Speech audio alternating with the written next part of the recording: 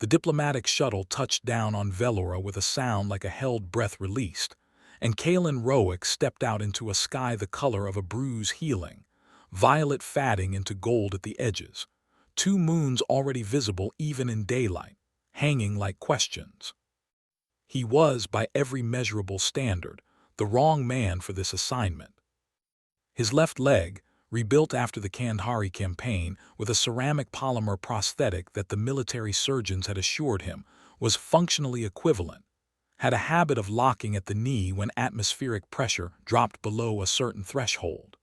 Vel'Orah's atmosphere was thin and cold, and beautiful and approximately 15 millibars below that threshold. He had known this before boarding. He had come anyway, because the alternative was letting Ambassador Voss, a man who thought diplomacy meant speaking loudly and slowly, represent humanity to the Vel'Orani at their Conclave of Succession. Roic told himself he had made a practical choice. His leg disagreed, locking up on the third step down the ramp and pitching him forward into a stumble that he converted, barely, into something that might charitably be called a bow. The welcoming delegation stared at him. There were 7 of them, robed in layered silks the color of deep water, their skin the pale silver blue of polished moonstone, their eyes 4 of them, arranged in a slight arc across a face broader than a human face, utterly unreadable. The Vel'Orani were tall. They were graceful in the way that old trees are graceful, slowly, inevitably, with the assumption that the world would arrange itself around them. The one at the center of the delegation did not look away from him. He processed this in the detached, cataloging way that his intelligence training had taught him to process things extraordinary. Where the other's eyes held polite vacancy, hers held something sharp and quiet, like a blade kept still in a sheath. She wore more silver in her robes than the others, and her 4th eye, the upper right one that the Vel'Orani used for what their xenolinguists called deep attention, was fixed entirely on him. Ambassador Roic, said the tallest of the delegation in precise, practiced standard, we welcome the human envoy to the Conclave of Succession. Honored delegation, Roic said, straightening carefully, testing his knee. It held. I'm grateful for the welcome and I apologize for the entrance. Your gravity and my engineering have not yet reached an agreement. A silence. The Vel'Orani communicated a great deal through silence, he knew. He did not know what this one meant. Then the woman at the center, the Princess Sael'Vor, he realized, because of course it was, because the universe enjoyed testing him specifically, said something in Vel'Orani that the translator in his ear rendered as, he makes a joke of his wound. Interesting. It had not been meant for him to hear. His translator was very good. Not a joke, he said in Vel'Orani, which he had spent 8 months learning to speak. His accent was poor. His vocabulary was serviceable. More of an acknowledgement, the wound is real, so is the work. All 4 of her eyes turned to him then. The conclave lasted 3 days before Roic understood he was not actually the problem. The succession dispute, Princess Sael'Vor against her elder brother, Vel'Orah, for the right to lead the Vel'Orani consensus, had been presented to him in the briefing documents as a political matter, a succession of legal precedents and hereditary claims. This had been incorrect.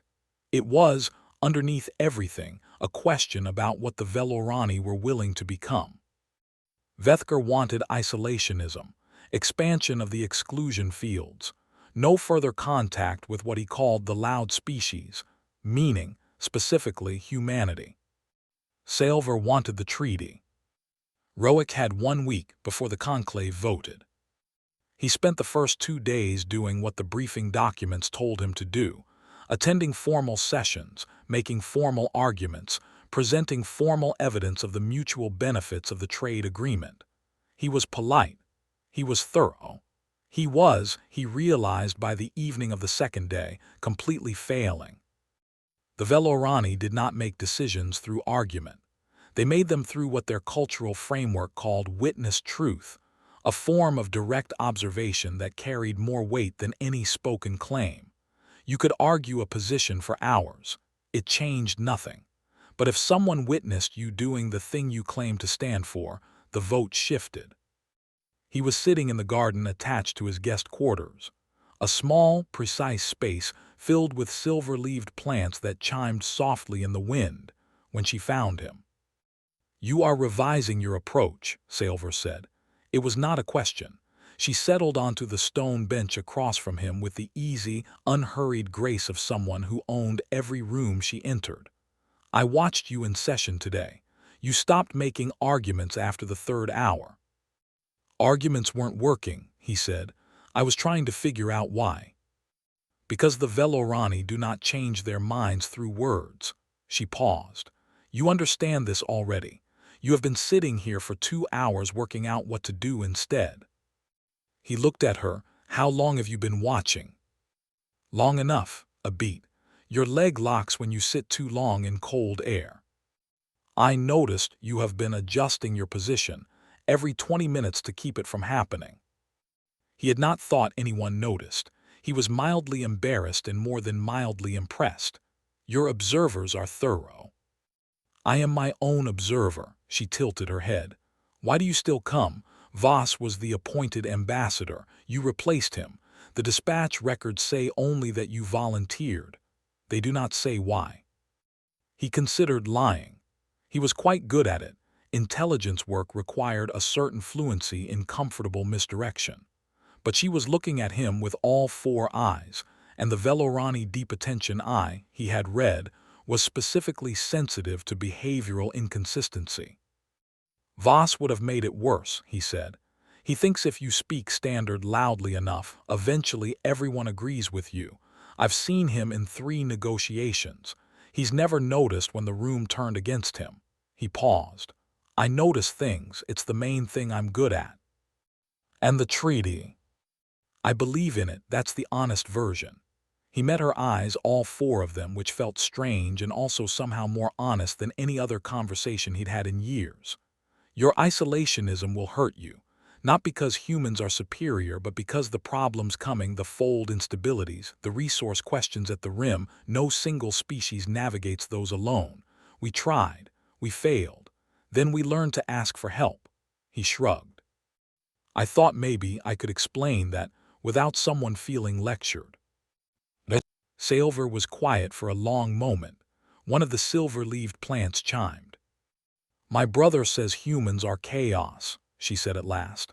"That you cannot be trusted because you do not behave predictably." "He's not wrong about the chaos," Roic's mouth curved. "But we've found that predictable and trustworthy are different things. We're not predictable. We're loyal. It's a different value." She stood to leave. At the archway she paused. "There is a public session tomorrow," she said. "The artisans' conclave. My brother will not attend. He considers it beneath notice." A pause that felt carefully measured. It would be witnessed. He understood. "I'll be there."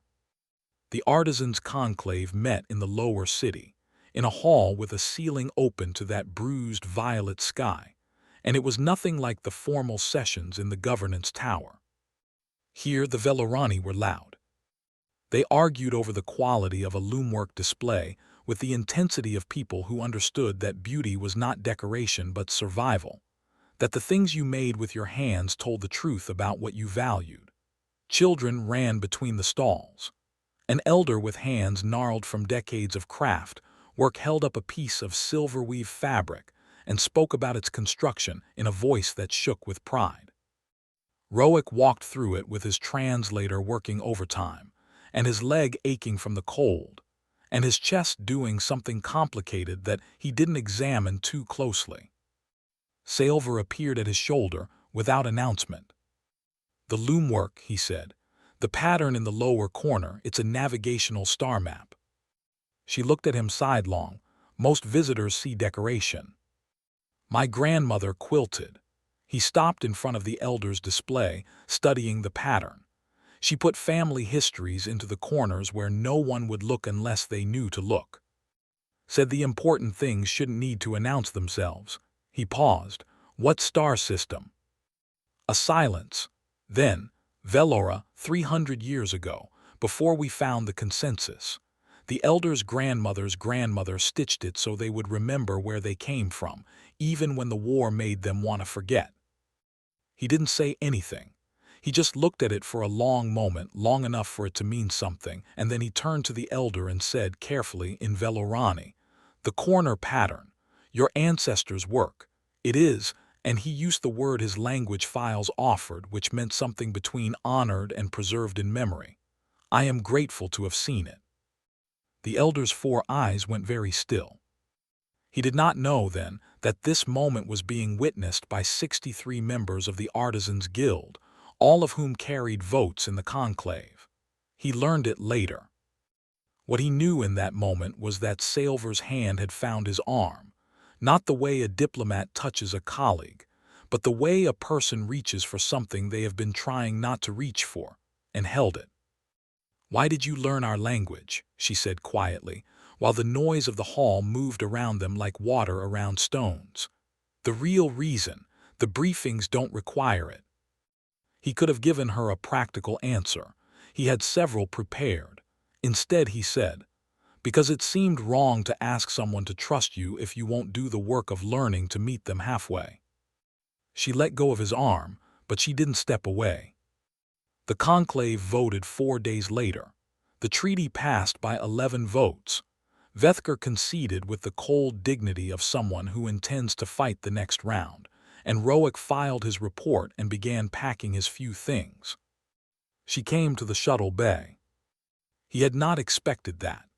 The Vel'Orani farewell was a formal affair, handled through delegation. A princess did not walk to the landing pad in the early morning cold to watch a human ambassador limp up a ramp. "You'll need a cultural liaison," she said, "for the implementation phase, someone who understands both frameworks." He looked at her. "That's a political argument." "Yes." Her upper eyes held something he was learning to read. The Vel'Orani equivalent of a smile lived there, in the slight brightening of the deep attention gaze. "I have also been known to make practical choices." The shuttle's engine cycled up. His leg ached. The sky was going violet to gold again, both moons fading with the coming of a sun that was slightly too small and slightly too bright and nothing like home, and he thought that this feeling, this particular mixture of exhaustion and gratitude, and something fragile that he didn't have a word for yet, was probably worth the ceramic knee. "The implementation phase," he said, "is going to last at least 3 years. I am aware." He offered his hand, a human gesture she had never initiated, but always returned carefully, like someone learning the grammar of a new language 1 word at a time. She took it. "Then," he said, "I suppose we'd better get to work."